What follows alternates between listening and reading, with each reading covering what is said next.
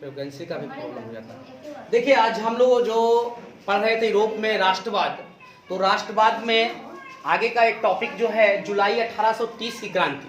तो जुलाई 1830 की क्रांति क्या है, इनके बारे में जानेंगे। तो ये जुलाई 1830 की क्रांति जो है वो फ्रांस की क्रांति से संदर्भित है।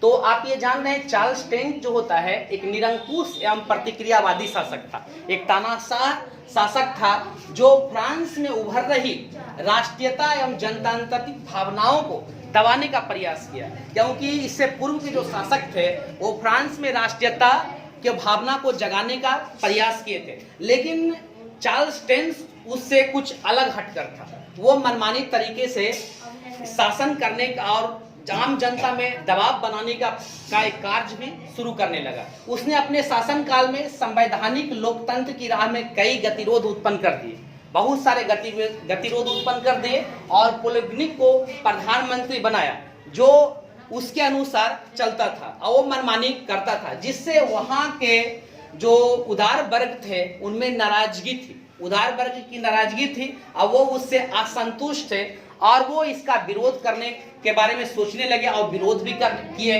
और ये तरह उन्होंने इसे दबाने के लिए अपने प्रतिनिधि सदन में एक 4 अध्यादेश लाए, 4 विधेयक लाए और यह विधेयक उदारवादी और फ्रांस के जो सीधे साधे जनता थे उनका एक गला घोट कानून था।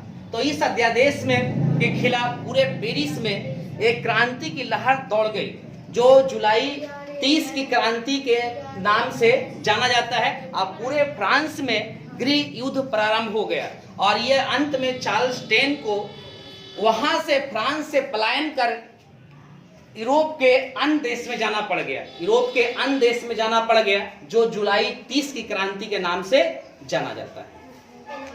अब उसके बाद है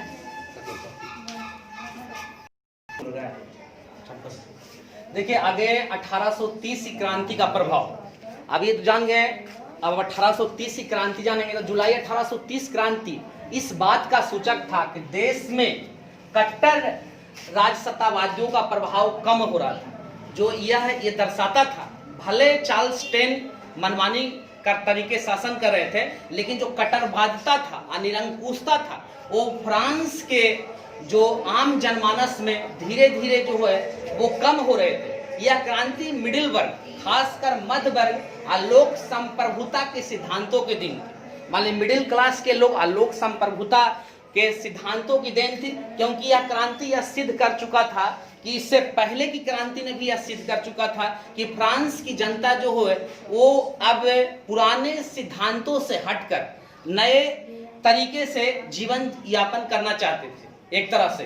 तो यह व्यवस्था या तो क्या होता है पुनर्जीवित किया, लेकिन वियना कांग्रेस को देश से इसे निर्मूल सिद्ध कर दिया, क्योंकि आप लोग जानते हैं 1815 में जो वियना कॉन्फ्रेंस हुआ था, इस कॉन्फ्रेंस में मेटरनिक पुरातन व्यवस्था को लागू करना चाहते थे, पुरातन व्यवस्था, लेकिन वहां की जनता जो होता है वो आधुनिकता को अपनाना चाहते हैं। लेकिन इसमें मेटरनिक्स जो होता है वो 1815 से 1848 तक सफल रहा, लेकिन उसका सफलता कुछ ही समय तक है। धीरे धीरे राष्ट्रीयता का प्रभाव जो होता है आपको मेटरनिक के पतन के बाद पूरे यूरोप में देखने को मिला और मेटरनिक के पतन के बाद धीरे धीरे समूचे यूरोप में राजनीतिक सामाजिक क्षेत्र में काफी तरक्की किए, काफी बदलाव आए और वहां पर काफी सुधार देखने को मिला, जो 1830 की क्रांति का प्रभाव को दर्शाता है, जो राष्ट्रवाद के विकास में के मार्ग में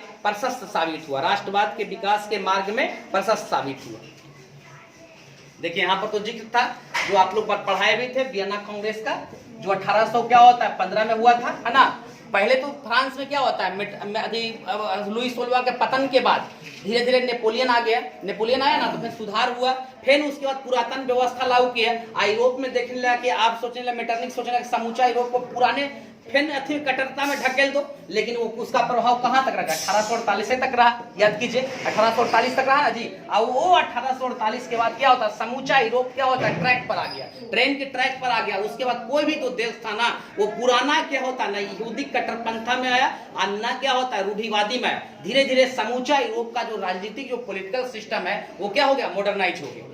ठीक है ना। बीच में किससे क्या होता है, आपको वियना कांग्रेस में आपको क्या होता है, इसे मेटरनिक ने क्या होता है, जो ऑस्ट्रिया का प्रतिक्रियावादी चांसलर था, ठीक है ना, उसी का यह तो क्या होता है, बीच में वो डिस्टर्ब किया, उसके बाद जो होता है इसका इफेक्ट क्या होता है, वो कम नहीं हुआ।